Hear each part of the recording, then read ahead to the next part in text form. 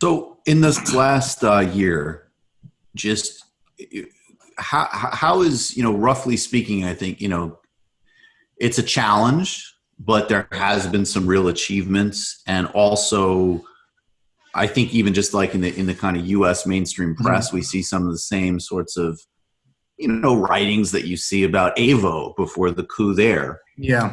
And then, of course, there's the sort of domestic elite related to the kind of international financial system. So, I mean, basically, big picture before Corona, we'll get to Corona in a minute.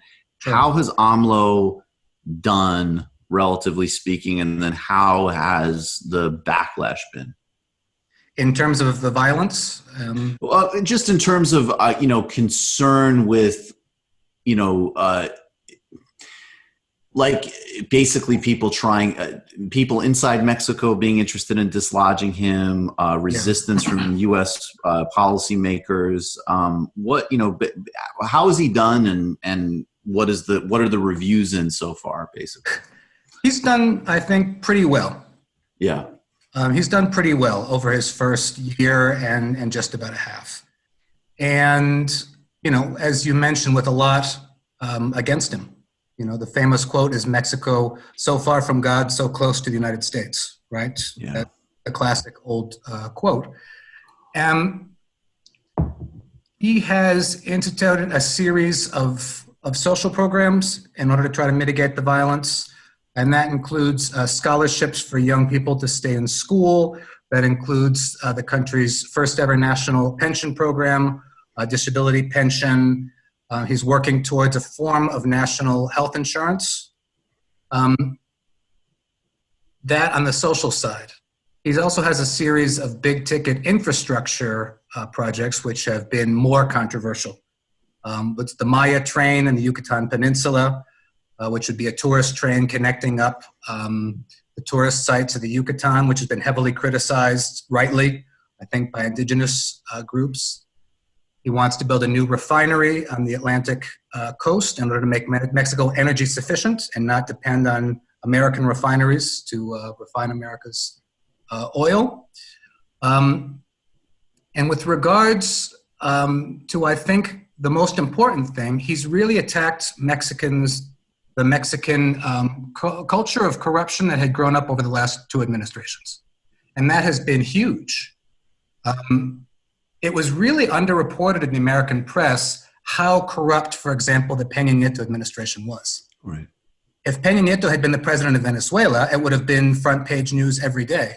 But we're talking about certainly the most corrupt administration in Latin America.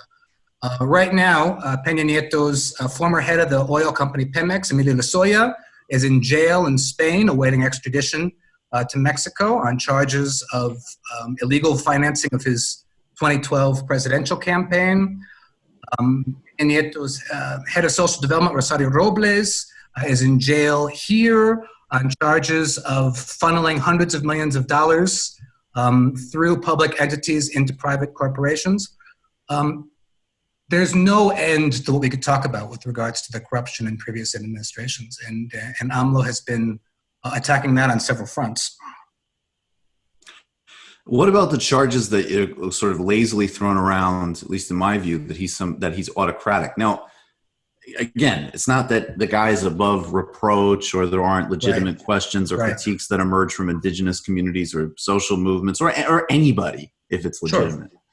But, again, guy's democratically elected. He has high approval ratings. I mean, where does the notion of him being autocratic come from, and is there any validity to it or none? I think it's lazy reporting. AMLO is a progressive populist, and there's this idea from the kind of neoliberal press that anybody who's a populist is an autocrat. Right. Distinguishing between right-wing populism and left populism. Let's just look where we came from. In the Calderon administration, Garcia Luna, who we mentioned, was openly threatening journalists, actually sending out death threats to journalists who were investigating him. Yep. In the Peña Nieto administration, Carmen Aristegui, who was one of Mexico's most popular journalists, reported on a corruption scandal involving Peña Nieto's wife, who had a huge luxury house built for her by a favored contractor, and she was thrown off the radio. She had a popular radio program that was ended. So to call AMLO an autocrat in the light of the administrations that came before him is laughable. Right. The freedom of the press in Mexico in the AMLO administration has been more than it's been for generations. Yeah. Now, AMLO criticizes the press, and I think they're not above, as we've seen in their so-called reporting of the COVID pandemic, they're not above criticism. But I think that's where some of the, they see AMLO criticizing the press in his morning press conference, and they say, aha, there's an autocrat who's, trying to take down the press the way Trump does. And it's really a very, very, very lazy comparison. Well, we saw that here. I mean, this ludicrous notion of comparing Bernie Sanders' criticism of corporate monopolies and hey, maybe Jeff Bezos has a self-interest in not covering the inequality crisis. Exactly. Or maybe there's an incentive structure. Oh, well, that's absolutely the same thing as, Donald Trump, talking shit about the New York Times or whining about Acosta or whatever. So it sounds like very much a similar dynamic with maybe even more dangerous potential implications. So I want to get overall how AMLO has covered Corona as his policy on COVID, and then how the press has covered it. But I want to just start with a comparison. And it seems to me that, as far as I understand, AMLO has maybe rolled things out like shutdowns more slowly, but he has not adopted a Swedish approach of, we're actually going to do something really different. We're going to experiment essentially with not having a lockdown. And I think people are very interested in whether Sweden could be successful or not, because none of us want to be in a long-term lockdown. Now, the numbers seem to be very clear that Sweden has not been successful. And obviously they're taking this risk and it's not working out, and they have, some of the best healthcare and social infrastructure in the world. So, it's less dangerous for them to experiment with this than America or Mexico for that matter. But that being said, if AMLO rolling things out more slowly, which is sort of my understanding of what he's done, and correct me if I'm wrong, is a global catastrophe and another sign of his anti-scientific, autocratic, whatever. But then Sweden actually has a very clear policy basically contradicting the global consensus. That's interesting and innovative policy from, one of the smartest countries in the world. Can we just go anywhere you want? But I just think that contrast is very illustrative with press bias and assumptions. I absolutely agree. And it speaks volumes to the bias towards European and so-called first world countries in this. That Sweden, if Mexico were to do something remotely like what Sweden did, could you imagine, how they'd be, pilloried by national and international press interests that would just use that as a club to beat AMLO's progressive experiment. And we saw this in this recent Financial Times editorial that I mentioned in my recent piece. The Financial Times, from the country of Boris Johnson and herd mentality, is there on its podium lecturing Mexico on its coronavirus response? I mean, please. With regards to AMLO's response, I think it's been, in the whole, fairly good. The virus was a little bit slower to get here. It was a little bit slower than the US and certainly Italy, Spain, Western Europe. And Mexico was actually relatively ahead of the curve in closing main things. It was ahead of the curve, certainly compared to Italy and Spain and others, in closing schools, in closing non-essential federal government functions. Where AMLO was a little bit slow was in his own holding rallies. He was still out there with the people, somewhat beyond what would have been recommendable. And we can discuss why that was too. But in the main, the closings happened ahead of time. So then how is this? I mean, if you want to, you can explain why he's still out, why he was out rallying later, but also, more broadly, give us some real examples. There's a Financial Times editorial. There's some incredible examples from the Mexican press. Yeah. How, relative to what's happened, get into the details of how this has been misreported.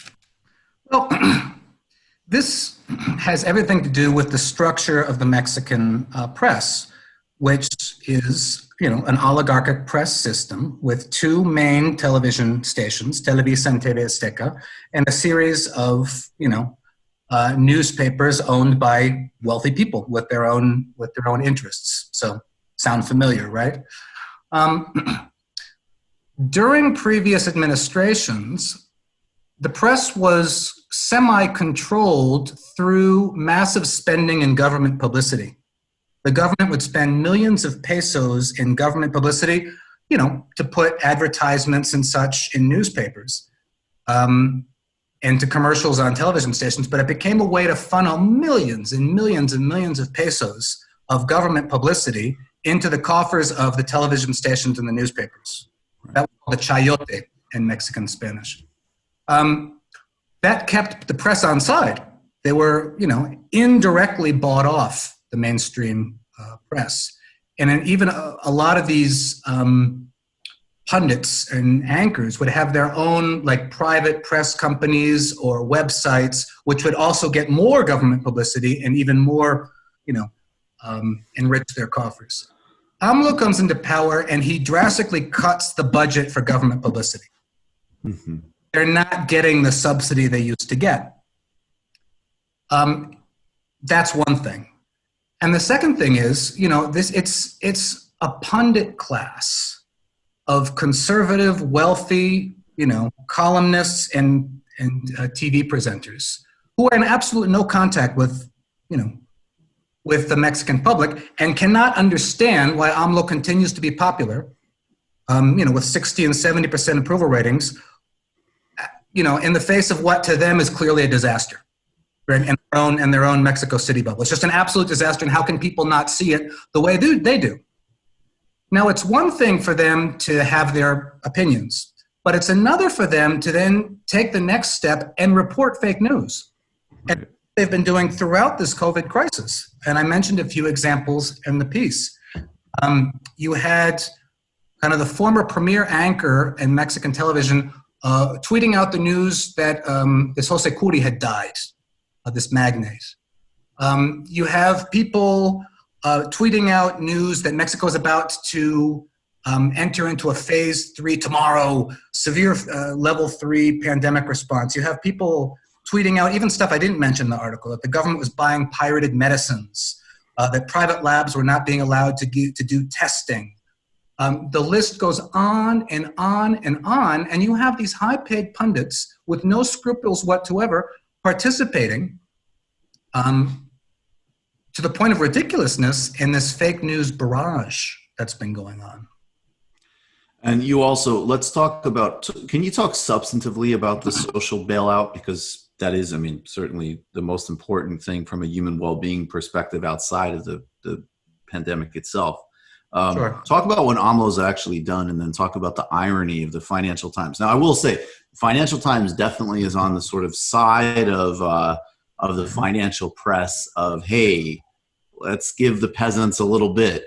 We don't want to completely have social disruption. So I will say that, Martin Wolf for a decade after the recession was writing and talking about the need to deal with some income inequality. And then, of course, they sat down and destroyed Corbyn when that actually became something viable on the table in the UK, a real thing. So that being said, the incredible irony of the Financial Times attacking a progressive populist in a developing country for not having a big enough social bailout. Yeah, what do you say about that? You've got Moody's and Fitch and Standard & Poor's lowering Mexico's bond rating, taking advantage of COVID to slap down Mexico's bond rating for its sovereign debt and for Pemex, its oil company's debt, which makes it more expensive to borrow. And then on the other hand, they're saying, why isn't he borrowing more? Why isn't he doing stimulus? And if he were to do that, then they'd be criticizing him for being a classic overspending Latin American, leftist, throwing money at problems. So you really can't keep up with how they're criticizing him on this. And I think there's another point to make that's important. Mexico has a revolving line of credit with the IMF, which AMLO has not wanted to use, I think for very legitimate reasons. Once you start getting in debt with the IMF then starts dictating to you what they want you to do in order to pay them back. And usually that means raising taxes on the poor, such as gasoline taxes or sales taxes, which in Mexico is the value-added tax. It's happening now in El Salvador, which got an IMF loan, and the IMF is right there saying, all right, you guys have got to start doing this, this, and this for fiscal year 2022. That said, I think AMLO could be doing more. He's been very macroeconomically orthodox. Yep. But I think we have to understand that Mexico's not in a position like the United States. It's not the same case. If Mexico deviates, its currency is at risk. Investors flee the country. Oil prices have tanked. He's got to be careful with what he does. Right. Right. And I think sometimes that's not taken sufficiently into account. His room for maneuver. One thing I would criticize AMLO on is that he's refused to raise taxes on the wealthy, which is what needs to happen. Right. Or later. Mexico's wealthy get away with murder. They pay very little taxes. There's all kinds of loopholes in the tax code. The capital gains on stocks is 10%, which is a joke. Mexico is a factory of millions of poor and a handful of some of the richest people in the world. Why is he not wanting to do that? What is his calculus in terms of his, and maybe, can we just talk about I think the two kind of clear areas where there's sort of like, okay, there's areas that AMLO deserves a lot more credit than he's getting, and you can see all of the institutional and international bias against him because he is I've covered Brazil a lot. I mean, Lula was an extraordinarily conciliatory, strategic leader. He still becomes a victim of a U.S. foreign policy process, right? So there is the idea of anybody in Latin America with an even modest social democratic agenda is going to get run afoul of U.S. press and other aspects of U.S. foreign policy apparatus. Then there's, okay, maybe we genuinely, have a disagreement or want to kind of focus on different perspectives on something like, a development project that implicates different types of ecology or First Nations people or whatever. That's important. That's a worthy debate. And then where are the areas where, we would like to see him raise taxes on the wealthy. We'd like to see him really be a counterforce to the Trump administration's just vicious, barbarous treatment of migrants and asylum seekers. But in terms of his actual political capital, both domestically and internationally, in addition to everything else he's taken on, what is the real room he has?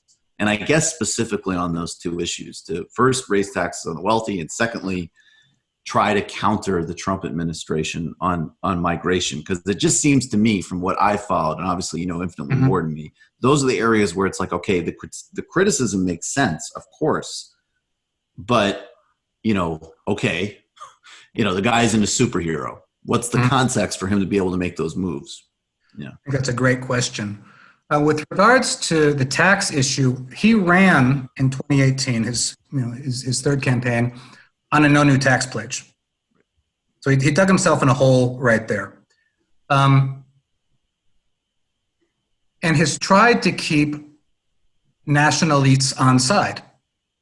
He's announced an infrastructure project, which includes the building of 100 new universities, roads, bridges, a whole national infrastructure program besides a new airport in Mexico City, the refinery we mentioned. And using those contracts to benefit the national elite instead of the international elite, kind of along the lines of a Lula. Yep. Which seemed to, satisfy, Mexico's voracious corporate class. But then you saw with COVID that they're willing to turn on a dime, when it's convenient to them, which is always the problem when you try to stroke the backs of a corporate elite, through contracts and such. With regards to countering the U.S., I think there's also room for criticism for AMLO on that. He's been very conciliatory with Trump to a fault. He's succeeded in having the tariff threat wiped out, at least for now. But that's also come at the price of his using the National Guard to crack down on migrants, a lot of them coming through Central American countries that, as we know, have been destabilized historically by the U.S., right. which is a whole other story. And today, too. I mean, just to be clear. And it's happening. Right. And he's even allowed asylum seekers in the U.S. to be temporarily housed in Mexico while waiting their asylum cases. Mexico has refused to become what's called a safe third nation, like Canada, which would require asylum seekers to seek asylum in Mexico before they could seek asylum in the U.S. He's refused that, to his credit. But he's been overly conciliatory. What's his room for maneuver with the United States? I think there's somewhat more than he's used in both cases.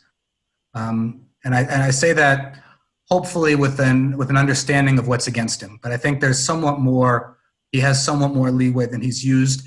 He's got a 70% approval rating. He's got majorities in both houses of Congress. There's a lot of people who have been involved in social movements for decades, and all of those flowed into the election of 2018, where they finally overcame a system of fraud and a system of many other obstacles. So I think there is more room for maneuver than he's done, and I try to say that without being judgmental, because I know what he's up against. Yeah, I mean, and not least of which the threats from the North, which, I mean, right. It just strikes me that if you already see the press drumbeat against him, and it really does echo, I think of Evo a lot because it is the most recent coup. And then, drawing parallels with other leaders who, again, I think Lula is the best president of the 21st century, so I have no undercutting of him. I think he did incredible things for the Brazilian people, and he's a great statesman. But, again, was not somebody who was understood his role as a president, and that means obviously you have to work with everybody, and, you're not a commentator. It's a different job. But, so he still ran afoul of U.S. foreign policy, I think specifically just with, not privatizing strategic resources in Brazil. And so, as we follow this, it just seems to me with AMLO that we got to be so careful. I mean, way more than me, and I'm sure you're right in terms of his approval rating. But man, that room for maneuver can turn back and hit you in the face really quickly. It can. Yeah. And let's remember that. One of the first foreign policy challenges AMLO had to face when taking office was refusing to recognize Juan Guaido as president of Venezuela. Right. Stuck his neck right out on that, barely months into office, and said, recognizing a U.S. puppet. He didn't say U.S. puppet, but he said, we're not recognizing Guaido, and even went down to the Organization of American States, and Mexico was practically alone in this. Then in the Bolivian coup, AMLO sent a plane to get Evo the hell out of there. Yeah. To Mexico and potentially saved his life. Yes. The time when he was being hunted down. Yep. So, Mexico under AMLO is regaining a degree of its leadership role in Latin America. A generation of neoliberal, very subservient governments to the U.S. had frittered away. And both of them were expenses of political capital. Absolutely. So what should we keep in mind as we follow AMLO and get a kind of proper sense of his performance out of COVID and everything else, that it isn't this big disaster that's being spun in most of No, the it's not. press. No, it's not. The right was hoping that with its fake news barrage and its all-out offensive, it could use the COVID pandemic as a means to weaken AMLO ahead of the congressional elections coming up next year, or in the best of cases, dislodge him from power.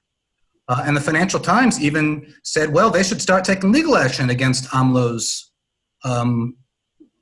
measures. I mean, what the hell is the Financial Times, What?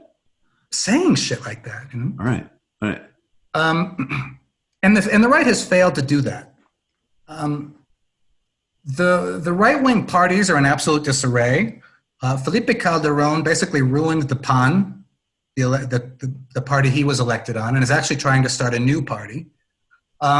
Enrique Peña Nieto basically ruined the PRI, the party he was elected on. So it's interesting to see that a lot of the opposition to AMLO is coming outside of the sphere of parties, because the PRI are so discredited because of their recent administrations. So you see that both their business groups, their bots paid for by Calderon, they're a whole shadowy series of dark money paying a lot of internet campaigns and kind of chamber of commerce kind of crusades against AMLO. The reality is that cases of COVID in Mexico have not been exaggerated. It has not been, the health system has not broken down. It's not been like Quito where you saw people, bodies out in the streets. Right. That has not happened, despite, hysterical predictions that was just about to happen. Now the curve is going up in Mexico now. These will be the critical 2 weeks in seeing where this goes. Right. But, the next 2 weeks will tell. But AMLO has worked out a deal where private hospitals have to participating private hospitals have to use 50% of their available beds to treat COVID patients. The public system, which has been devastated by years of neoliberal governments, is holding up.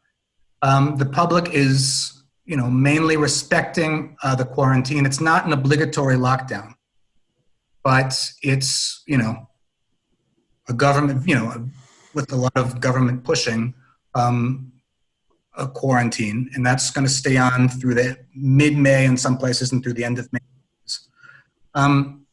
And so the large predicted